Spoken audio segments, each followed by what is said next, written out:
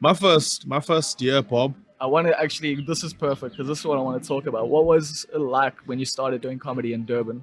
And how long ago was that? Uh, okay, so it's a bizarre story. I used to impersonate people at work. You're good at voices. Yeah. If I know you, I'll nail you at some point. Yeah, I've been on the receiving end of that. And so I found myself Thank you. impersonating people like while I was working at the newspaper, and then it got to a point where it was like, okay, Carvin, you can take this to the stage now. Well, that's what my colleagues would say, and I was like, nah. So in 2006, I decided I'll try it out, only because a competition appeared, comedy competition. Okay, so when you think of a comedy competition, I don't know what most people think of, like a bunch of I've been in one, I think, or two. okay, Like, yeah. yeah, usually not like very well attended or whatever. No, the whole point of a comedy competition is to get the comedians to bring their friends. So if you have like each comedian bringing like 10 people, then you've got a full show and you're only paying the one comedian who wins. And sometimes you're not even paying that guy. So that's why like comedy competitions, just like Battle of the Bands, are just fucking whack at my eyes. But anyway, Yeah. So what happened was this competition didn't turn out like that. This one had hundreds and hundreds of people. The show was divided over 5 shows. oh fuck. At Sibaya, like 600 people per show. That's Now I don't know how the promoters managed to pull that off to sell a show for 5 shows, 600 people a show, with a bunch of people who'd never done stand up before. That is. How did that go though? Like, That a host people was a it was a yeah it was a that could turn cemetery. into a riot. Like, It was death all over the place. because usually with lots of people, it's a bit easier. I mean, I find like, but I don't know, like 600 people, that's a decent audience. If you can get like 200 of them to laugh, like you're doing pretty well there. Like, because then everyone will, it gets contagious. But if nobody laughs, then that's even more That contagious. spreads. That spreads quite quickly. Yeah, and so I entered this competition, and the organizer put me last because I don't know. he He he saw says something in you. he says the way the show's going, I'm gonna put you last, and I just feel like you might have something. I don't know. It's weird. I don't know if you've ever been backstage with me. I'm very quiet. Yeah. And like how backstage can be, especially when the nerves are high, everyone's testing jokes, and like I'm just backstage, dudes are just testing jokes. There's ladies that are just testing jokes. Actually, 2006 or whatever, we had more ladies, I guess, than we have now. It's so weird at the Yeah. start. So they are just testing. No, I'm not testing anything. I'm kind of just sitting. And like the one guy even got like, says, "What's up with you, bro? We all like, and you just sitting here, not even saying anything." I Just was in like, your own "It's- space, this yeah. is how this is how I roll mostly." Yeah. And let's just say it was a good competition. I had a good time. I learned. So you went on last, and you're saying it's a Yeah. good competition. How did you do though? Like, So the how first was night, your first set there? it was basically, I think it's 5 shows. I went on, and then when I came off, the guy just said to me, "Man, I knew it. I knew it. I knew you had something." And then the bug just like fucking hit. You were just like, I'm in. And I was back the next day. And at the end, they had like this tally. People had to vote. They had like papers. Everyone voted.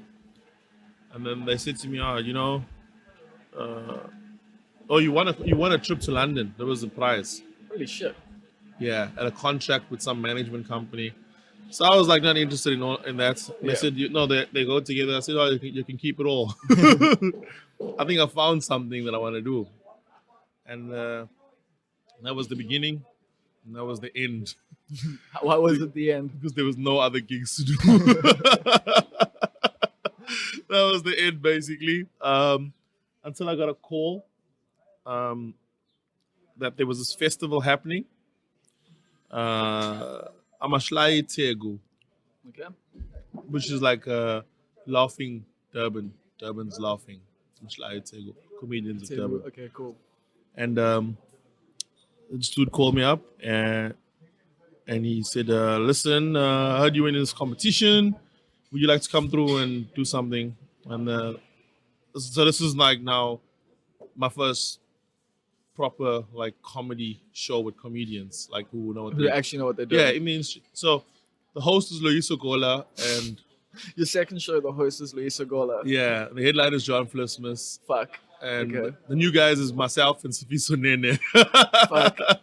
When I did the Underground in Joburg, I had that experience where it was like, I think John Flismus was headlining and Chris Forrest was hosting. Oh no, it wasn't Flismus. It was Dylan Oliphant that was headlining actually. Yeah. And Chris Forrest was like hosting, and I'm like, I'd done like 15 gigs before that, and I'm just like, And there you were. Yeah. I was like, shit, so this is stand-up comedy, huh? Yeah, and it's a very important show, that one, because a cousin of mine had bought tickets for the show.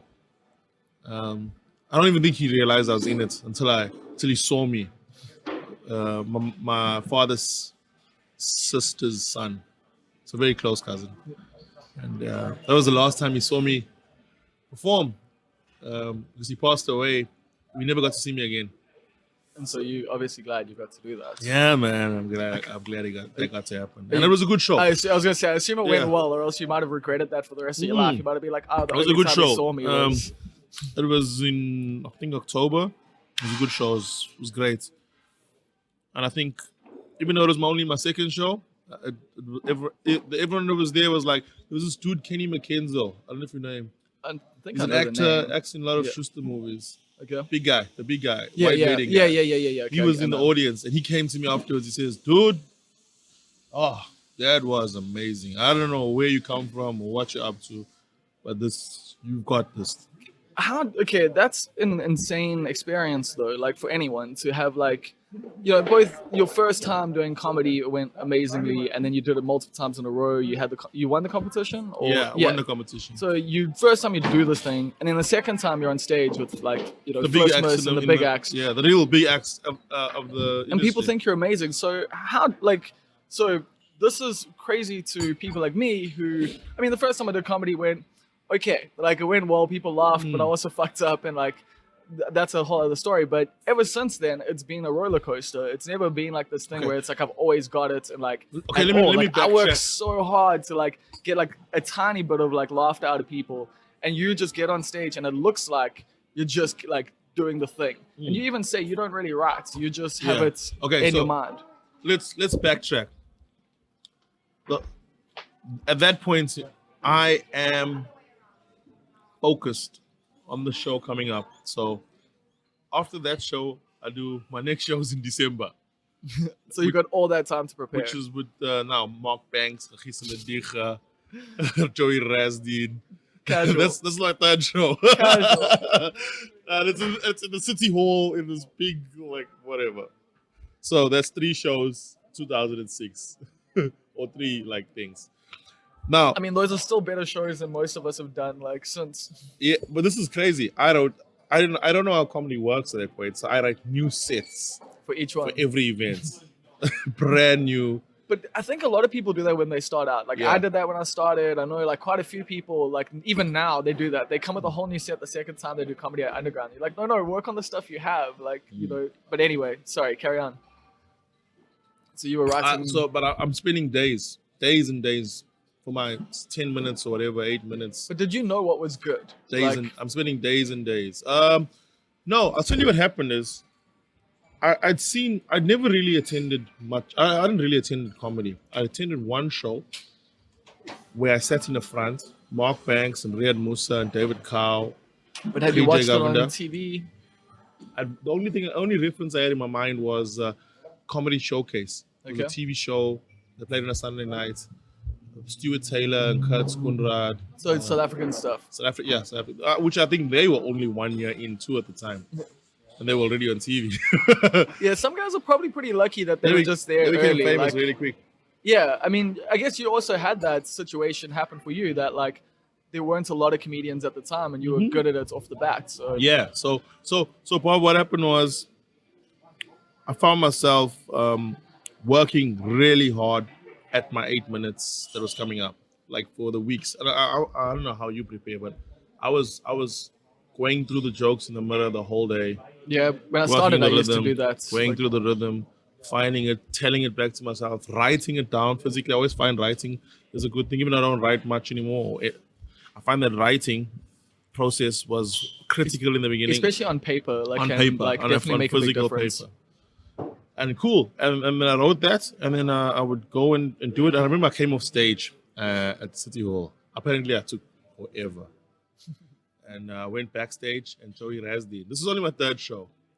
Joey Rasdeen says to me, "You must do a one-man show, like like a swipe, like like a Because you're taking like the yeah, which I belong don't on understand. Which stage. I don't understand, like the comedy, like colloquialisms and the in-house. Because you've only done this 3 Yeah, it's only my times. third time, and he's saying I must do a one-man show. I'm thinking, yeah, that's a good idea.